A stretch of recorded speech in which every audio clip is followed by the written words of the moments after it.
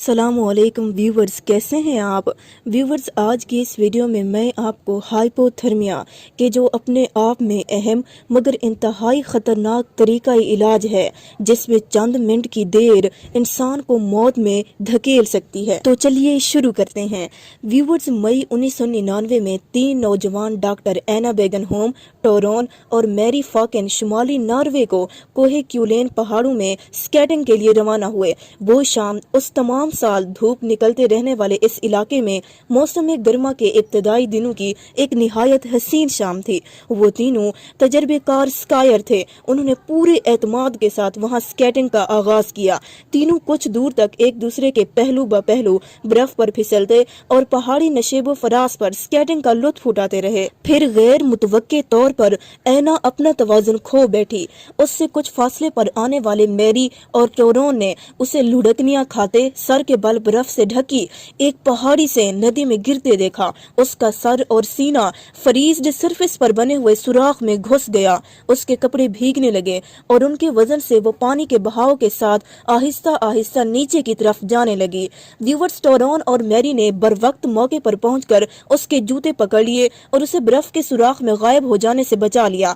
ऐना ने बड़ी कोशिश से अपना सर और नाक पानी से बाहर निकाल लिए थे और अपनी जिंदगी बचाने के लिए लड़ रही थी।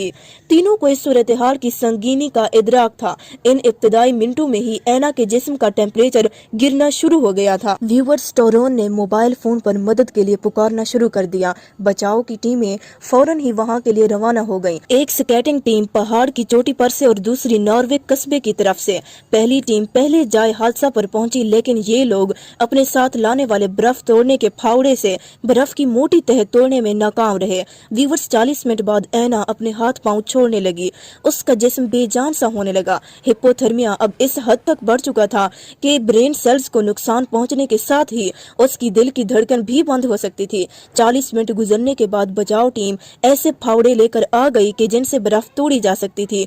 ऐना का बेजान और नीला पड़ा हुआ जिस्म रस्सी से खींचकर निकाला गया। उसने सांस लेना छोड़ दिया था और उसकी नब्ज भी गायब थी। उसे होश में लाने की कोशिशें की जाने लगी, लेकिन ऐना को जिस चैलेंज का सामना था वो नाकाबिले शिकस्त किस्म का था। उसका जिस्मानी दर्जा हरारत 23 सेंटीग्रेड नीचे तक जा चुका था। व्यूवर्स, इंसान को होश में लाने के लिए अहम तरीन अमल ऑक्सीजन की फराहमी के साथ खून की आमदरफ्त जारी रखना और उसका जिस्म में सर्कुलेट करना होता है। इंसान का सांस लेना भी इस सिलसिले में बेहद जरूरी है। उसकी सांसें बहाल करने के लिए उसकी छाती को बार बार दबाना कुछ फायदेमंद और अच्छे नताइज देता है। व्यूवर्स, फिर भी ये तरीका कार कुदरती तौर पर ब्लड सर्कुलेशन और सांस की आमदरफ्त के लिए ऐसा कारामद साबित नहीं होता, लेकिन ये वक्त खरीद लेता है। बज़ाहिर तो ये बेऐब और बेजरर सा दिखाई देता है, लेकिन मुकम्मल तौर पर कामयाब इसे भी नहीं कहा जा सकता। व्यूवर्स, रात 8 बजे से पहले ऐना के नदी में गिरने के 1.5 घंटे बाद ऐना को हेलीकॉप्टर में ले जाया गया। हेली के नॉर्वेजियन फिजाओं को चीरने के दौरान ऐना की जिंदगी बचाने की कोशिश की जाती रही, जो मायूस कुन साबित हुई। हेलीकॉप्टर्स के बहरा कर देने वाली शोर और गैर मुतवाजन परवाजें ऐसे काम करने के लिए बहुत मुश्किल जगह हुआ करती हैं। व्यूवर्स, जब हेलीकॉप्टर ने ट्रोम्सो यूनिवर्सिटी हॉस्पिटल की जमीन को छुआ तो ऐना की दिल की धड़कन बंद हुए 2 घंटे गुजर चुके थे। उसका टेम्परेचर 13.7 सेंटीग्रेड तक पहुंच चुका था। ये मेडिकल की तारीख के रिकॉर्ड में किसी मरीज का कम तरीन दर्जा हरारत था। दोस्तों, ऐना की जिंदगी बचाने की कोशिशों में सबके जहनों में ये ख्याल भी था कि माजी में जब भी टीमों ने ऐसी कोशिशें की वो सब नाकामी ही से दोचार हुई थी, लेकिन ट्रोम्सो अस्पताल की तिबी टीम ने अपनी कोशिशें जारी रखने का फैसला किया। उन्हें एक उम्मीद थी कि इतनी ठंड ने ऐना के दिमाग को जरूर महफूज रखा होगा। माहिर हयात मेडिसन गिलियर्ड की हिदायत पर ऐना को ऑपरेशन थिएटर में ले जाया गया। उसके जिस्म का टेम्परेचर बुलंद करना उनके लिए सबसे बड़ा चैलेंज था। गर्म कमरा और वजनी कंबल भी उसके लिए बिल्कुल नाकाफी साबित हो रहे थे। ऐना के पूरे जिस्म के टेम्परेचर को खोए हुए दर्जात से गुजारने के लिए तवानाई की बड़ी भारी मिकदार की जरूरत थी। कई दर्जन उबलते हुए पानी के देगजों के बराबर गर्मी देने का ये अमल उन्हें तेजी से और बगैर किसी नुकसान के करना था। मेडिसन जानता था कि ऐना को लाजमन एक दिल फेफड़े की बाईपास मशीन पर रखना पड़ेगा। ये ओपन हार्ट सर्जरी का एक तरीका कार था। व्यूवर्स, ऐना के फ्रीज्ड ब्लड को उसके जिस्म से निकालकर उसे बाईपास मशीन में घुमाते और गर्म करते हुए फिर ऐना के बेजान जिस्म में दाखिल किए जाने से डॉक्टर उसका टेम्परेचर दोबारा तेजी से ऊंचा कर सकते थे। 30 मिनट बाद ऐना को उस बाईपास मशीन पर ले जाया गया।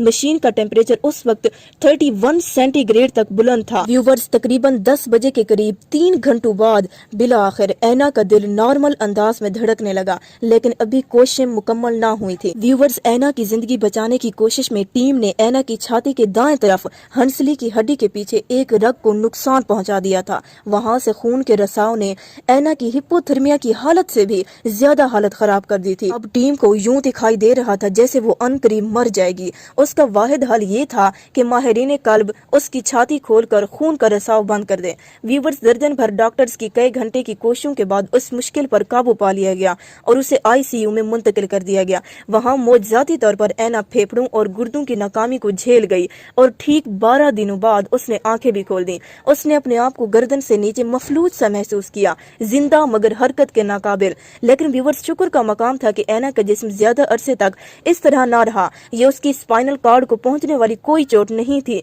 जिसने उसे हरकत के नाकाबिल बना रखा था, बल्कि ये उसके मरकजी आसाब थे जिन्हें सर्दी से नुकसान पहुंचा था और उन्होंने काम करना छोड़ दिया था। आहिस्ता आहिस्ता ये आसाब और उसके रग पट्टे अपना काम करने लगे। उन्हें मुकम्मल तौर पर अपने मामूल में आने में कम से कम 6-7 साल लग सकते थे।